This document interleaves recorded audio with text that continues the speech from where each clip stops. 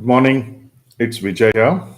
Welcome to yet another episode of Pre-Market Commentary. Today is Tuesday, 22nd October 2024. So yesterday, the market, flattered to deceive. It opened bright. Everybody went in full hog, and soon enough, the market started selling off. One of the characteristic of yesterday's market was that across the board there was selling.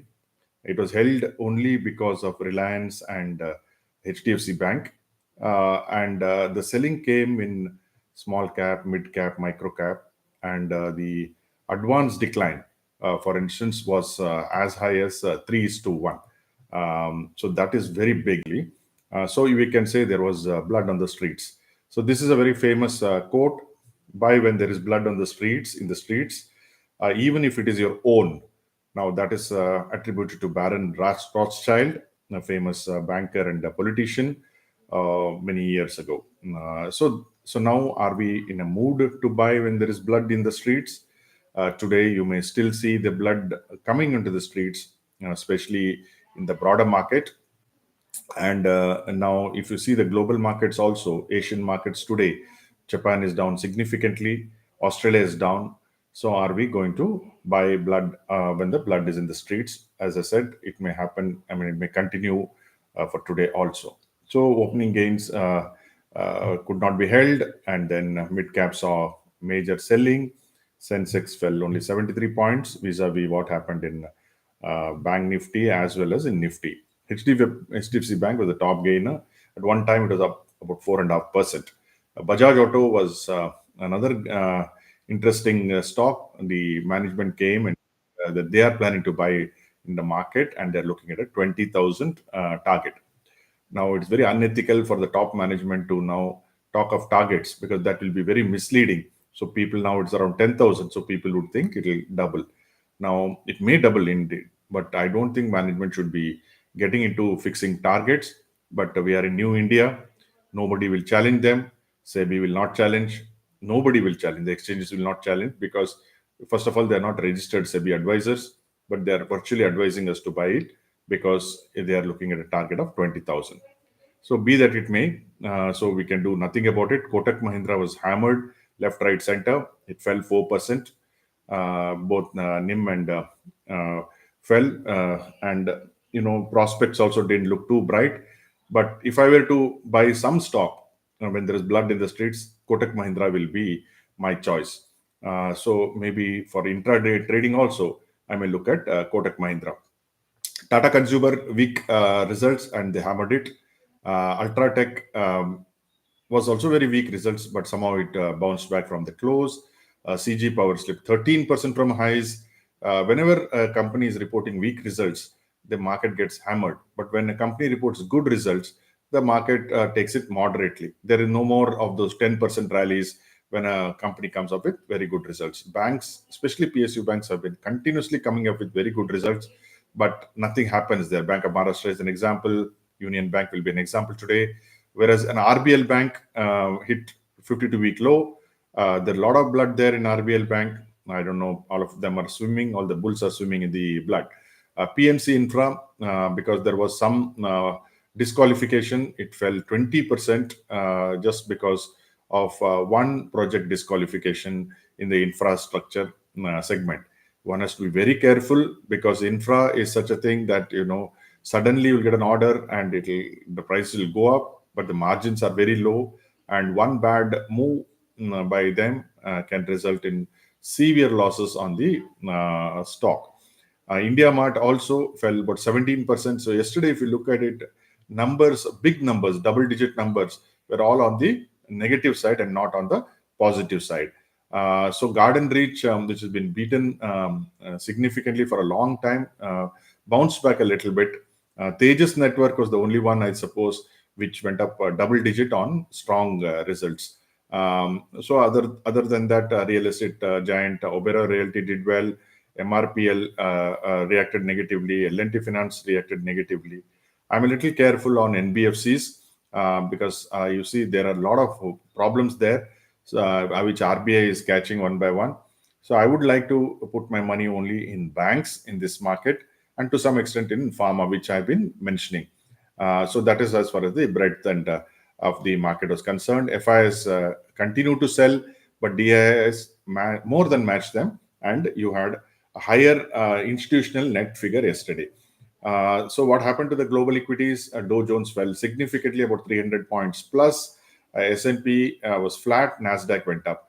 Nasdaq was led by Nvidia, which created an all-time high.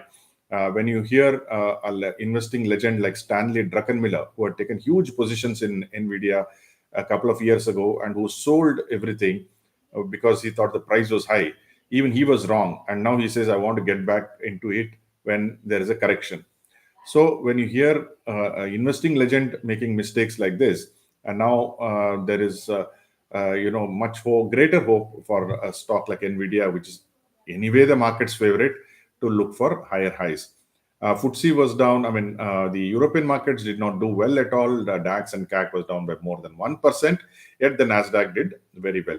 Oil has slowly started creeping because there was a news item which said that the Israeli cabinet has already decided, and the notice to the ministers will be given just a few minutes before the attack on Iran.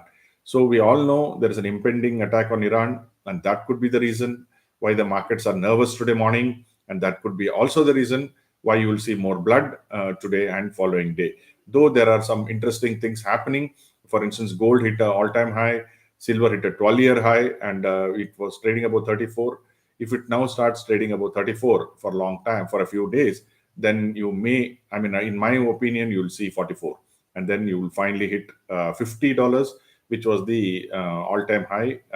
Not exactly all-time high. It is the last high, which was in 2011.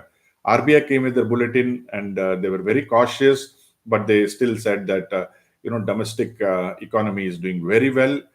Private investments are moving up, and September inflation is only temporary, is what they think it is.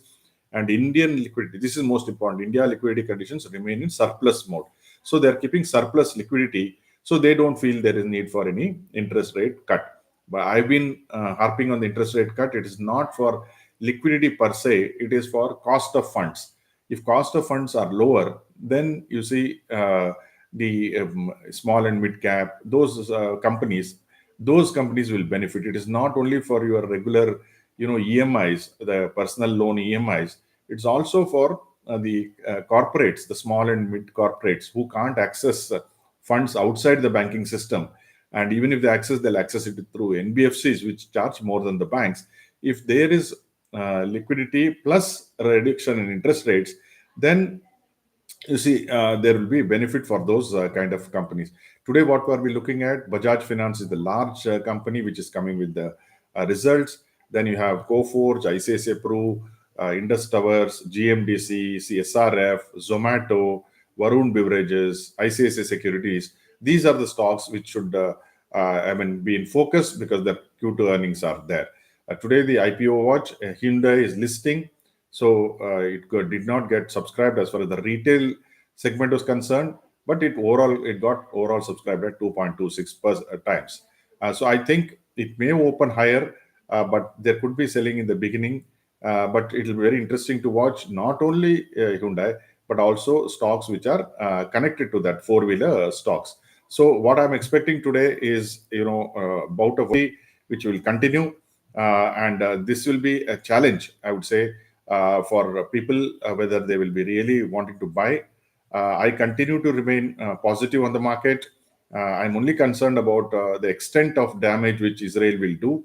I'm hoping it will not be severe because as of now, even the Israeli market is up, global markets are up.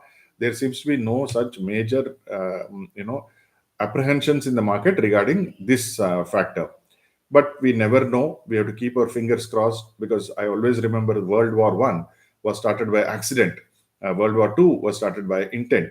Whereas this one, we don't know whether it will be accident or intent. Intent is there to start a war, but whether if it will end with a much bigger war will be based on if there is an accident.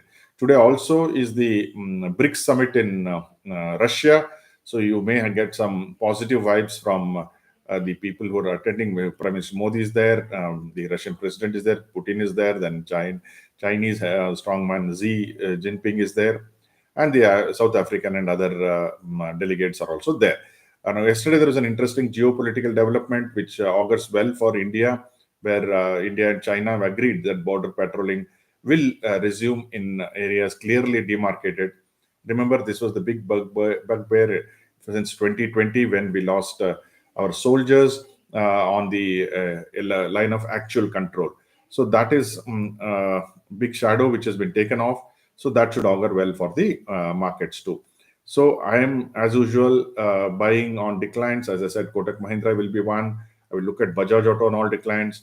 I will also look at stocks like HDFC Bank and IndusInd Bank, and then take it forward. So whatever you do, I hope it is successful.